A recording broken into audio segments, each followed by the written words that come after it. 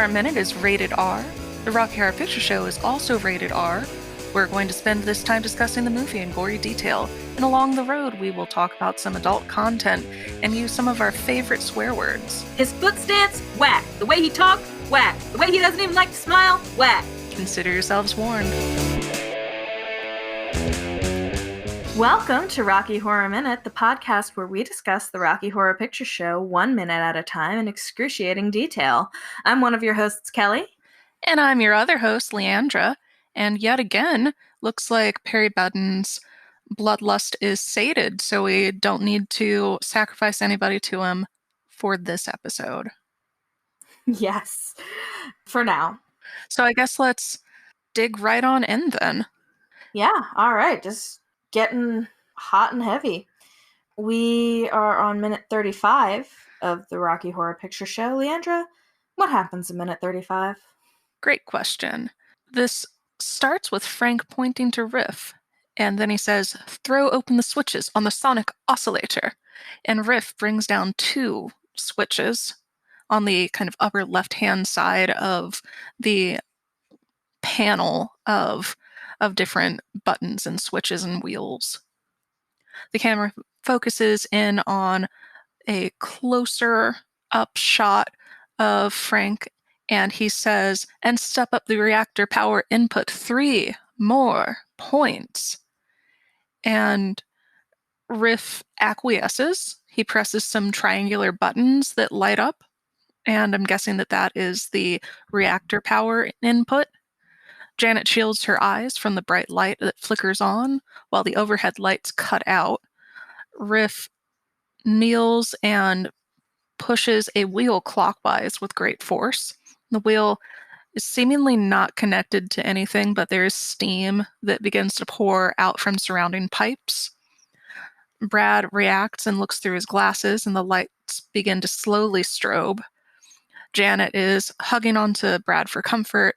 Riff lets out a struggled groan as he pushes the wheel, and then the camera is aimed at the ceiling, which is blue and covered in white stars, and there's this red hexagonal device descending toward the ground with a pale round light emanating from its center. Frank gasps while looking above him, and Janet exclaims, "Oh, Brad!"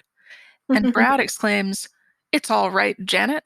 And then they both return their attention to the action before them at the same time, moving their heads. And Riff continues to push this wheel now faster. There's more steam billowing from various parts of the transducer board. Frank cackles and raises his hands in the air toward the chandelier hexagonal thing. And our last view is of Janet burying her head in Brad's chest, fearing what may come next. Gotta tell you, these minutes while the creature creation is happening are a little slow for me.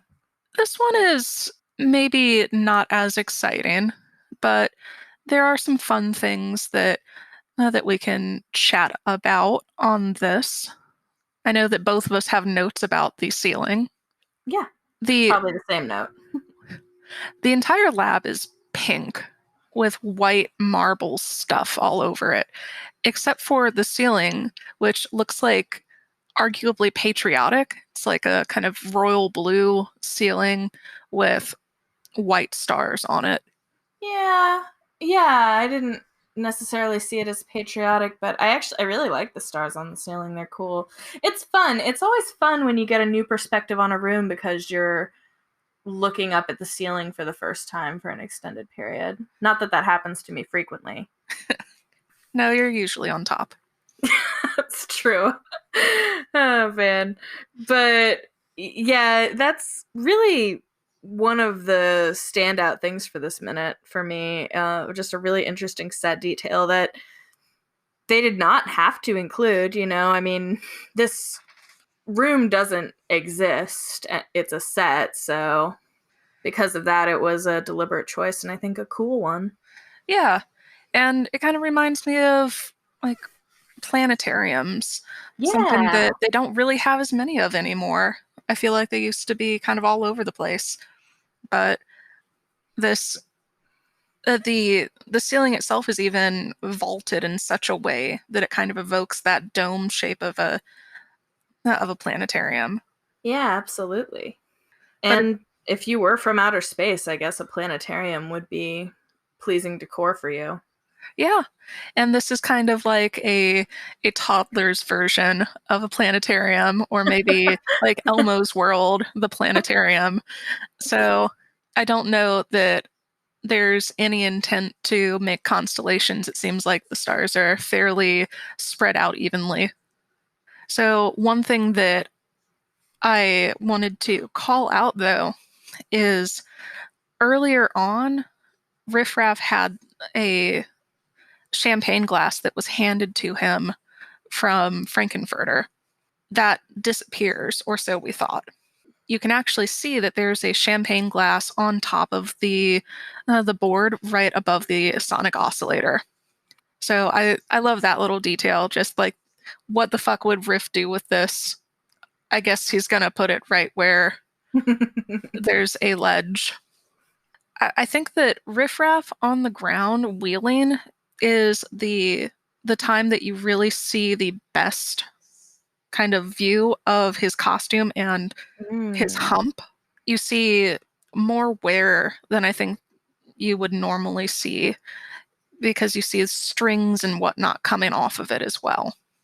I very much thought that having a hump as riffraff was like not super necessary. I do know kind of later on in the film, I feel like it goes away. Yeah, it shifts around. Yeah. And then by the end, it's just gone, just fucking Yeah. gone.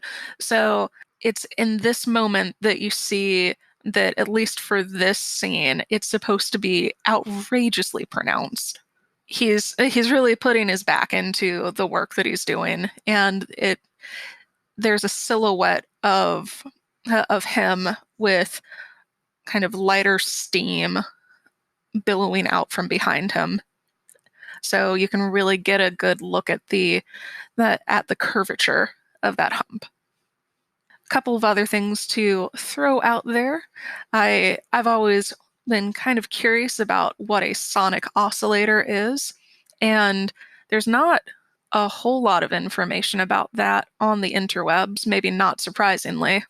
It does appear to be something that moves in a sonic way, which I think is a very, very vague sort of description. If you Google this, there's a lot of either information about toothbrushes that oscillate and use sonic wave technology to break down plaque, or there's also in some, I'm guessing that they're video games, the sonic oscillator refers to some sort of sonic boom weapon. I think that it is reasonable to say that this is neither of those, but I have no idea what they would want oscillated at this point. It's not like the water in the tank is moving at all. And then you have the reactor power input, and that one does kind of make sense because it seems like they're bringing more power into whatever this device is. So that's I can give that a check mark. But those are really the things that I saw in this minute that struck me as more exciting than other minutes. And did you have anything? No, I really just didn't have very much at all. I'm sorry. It's these minutes that drag for me, whether I'm in the audience or on stage Well, you're gonna. or doing a minute by minute podcast. It's a bit of a spoiler alert, but you're gonna see in the next minute that even the Transylvanians are yawning. Yeah, exactly. God. So I do have a couple of things to call out with Transylvanians. I have two that I wanted to highlight today, and these are our two bald Transylvanians. I'm going to start with Ishaq Books. He was born in He was born on June 15th, 1917. He's from Kanpur, India, and he's a character actor. He's best known for his role of Omar in Raiders of the Lost Ark, but you may have also seen him in Octopussy as a fakir, and that is a role that he's played a couple of times in other things throughout his career. And for those of you that maybe don't know what a fakir is, it's a devout, traditionally Sufi Muslim who have taken a vow of poverty. Ugh. Oh, cool. Yeah. Not the vow of poverty. I mean, that's fine if that's what they want to do, but that's a cool fact I didn't know about him. Yeah. And Omar in Raiders of the Lost Ark is a very fun kind of comedic role, and definitely meatier than Dancer at an Alien Party. In this, he's wearing black stretch pants, he's wearing white socks, black patent leather loafer shoes with a short heel, and a black tux jacket. On either side of the lapels are 3 round brass buttons. About 2.5 inches from the opening on the sleeves is this gold zigzag design, about 1 or 1.25 inch thick. Ruth mentions, and this is, as I've said before, from her website, the Anal Retentive Costume site, from what she assumes the buttonhole just under the point of the lapel on the left side is a curious thing. There's a round silver accent from which hangs a small chain loop, similar to a pocket watch chain. I had a heck of a time trying to figure out what that was. From the pics, it looked like a solid piece of metal, but when watching the movie, I noticed it moving, especially noticeable when the camera pans across the Transylvanians in the lab with the noisemakers. So, interesting kind of thought on that. He's also one of the Transylvanians with a Transylvanian lightning bolt armband. He's wearing a bright blue pleated shirt with white buttons and white round cufflinks, a white bow tie, and just under the tie, he's wearing a large faceted jade-colored stone. I think most notably, he's wearing a gutra. It's a white headdress. They're large squares of fabric folded on the diagonal and are classically worn in Western Iraq and by Arabs of the Arabian Gulf states. The hem on Ishaq's specific one has tiny little white pom-poms. It's held in place with a doubled over black band, which appears to be folded in a satin-like material. The jacket collar is worn over the fold of the back of the head. The gutra hangs down to the fingertips or the inseam of the pants. On the left hand, he's wearing 2 large amber rings. The one on his ring finger is a pear or teardrop shape. The one on his pinky appears to be a marquee shape. On his right hand, he has a blue marquee stone in a silver setting with 8 tangs on his index finger and dome-shaped gold ring on his pinky. He's wearing dark shades with black frames, a flattish top, rounded bottom lenses, kind of like a horizontal D shape. In the ballroom, he's wearing a silver conical party hat with a random design of blue polka dots of varying sizes, and the bottom edge of that hat is folded outward to create a triangle-shaped brim, and a small yellow feather is affixed to the front. There are yellow, blue, and red paper streamers hanging from the top. The hat is held in place with a white cord, and he's no longer wearing that for the lab, but he does use a pink noisemaker. Kind of notably in the time warp, he drinks from a small red paper cup with a white brim and interior. So think of like a solo cup. And he's one of the few Transylvanians that have any sort of facial hair. He has a white, relatively trimmed beard. And now for a commercial break. Hi, I'm Aaron. I'm John. And I'm Nikki. We host Rocky Talkie Podcast, a weekly program where we talk about worldwide Rocky Horror related news and current events from the shadowcasting community. We cover big global news stories about the movie, the play, the actors, and the shadowcasters. We also fill you in on all the cool Rocky related projects that individual casts and shadowcasters are working on. We learn a lot about the history of the movie and the community. It's a good time. We just did an episode all about the pornos. Ooh. If you want to learn more about Rocky in the News and catch up on what's going on with other community members, visit our website, rockytalkypodcast.com. And if you've got some news to share, send us an email at rockytalkypodcast@gmail.com. Our episodes drop Thursdays on SoundCloud, iTunes, Spotify, and YouTube. So come check us out and visit us on all social media at Rocky Talkie Podcast. We'll see you next Thursday. Snoogans. You said see you next Thursday. In the ballroom, Bucks is wearing a silver conical party hat with a random design of blue polka dots of varying sizes. The bottom edge of the hat is folded outward to create a triangle-shaped brim. A small yellow feather is affixed to the front. There are yellow, blue, and red paper streamers hanging from the top, and the hat is held in place with a white cord. He's using a pink noisemaker in the lab, and he no longer is wearing that party hat.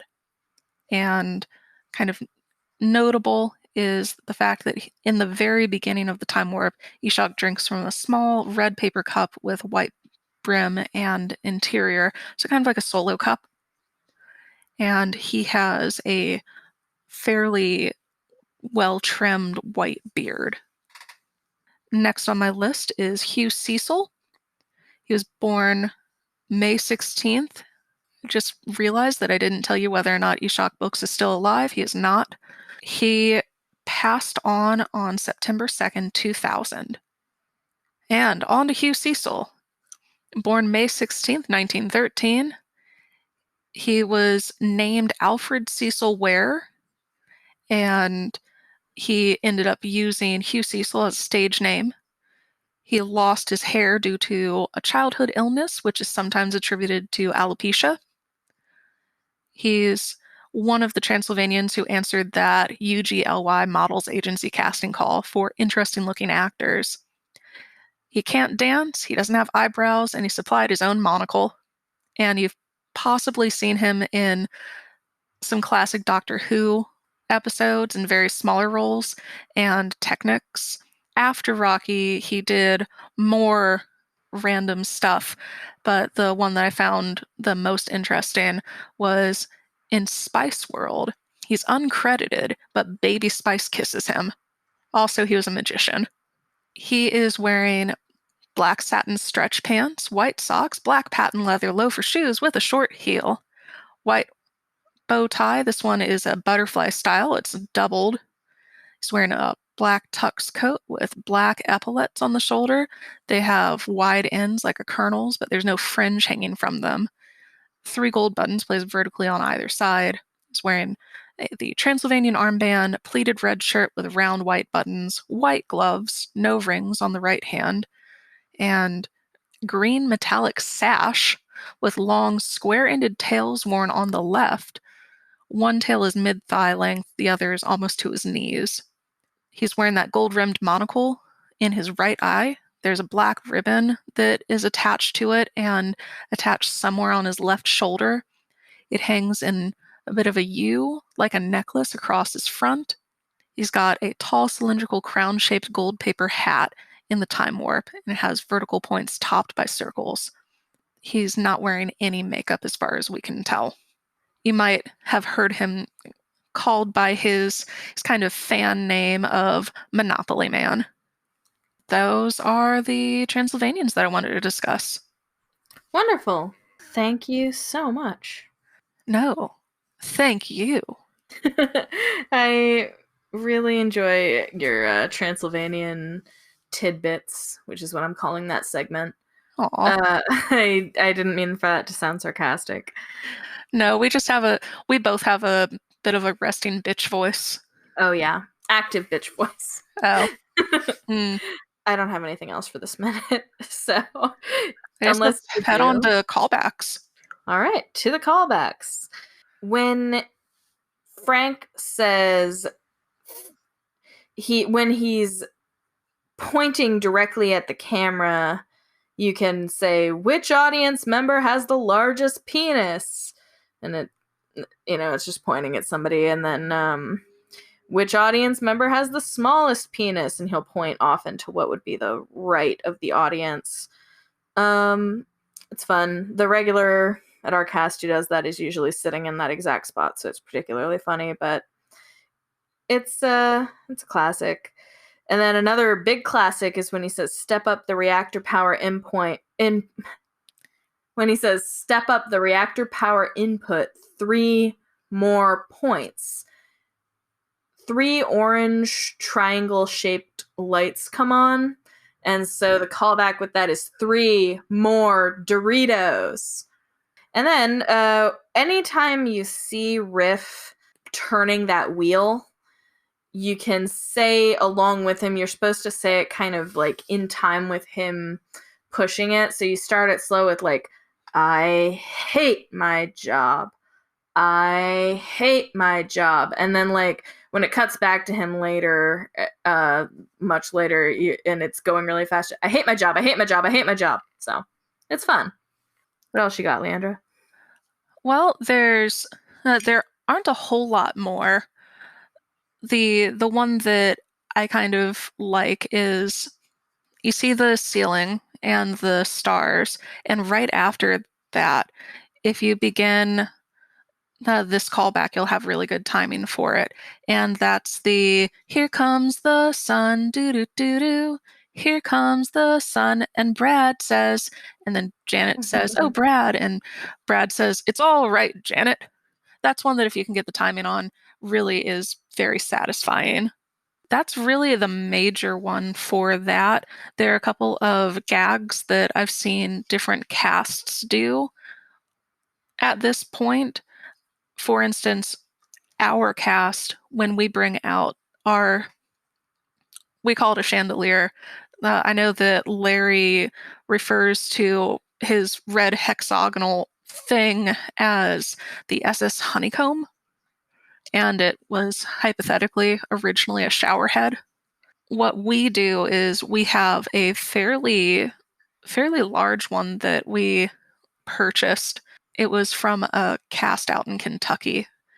It lights up, it has moving parts, and what we often do these days is we have one of the people on running crew bring it out from backstage and then just kind of move around with it, like bump into people, and then finally get behind Frankenfurter, and it's up on this stick and it's vaulted, I'd say like 10 feet up into the air, and then it slowly starts making its way down.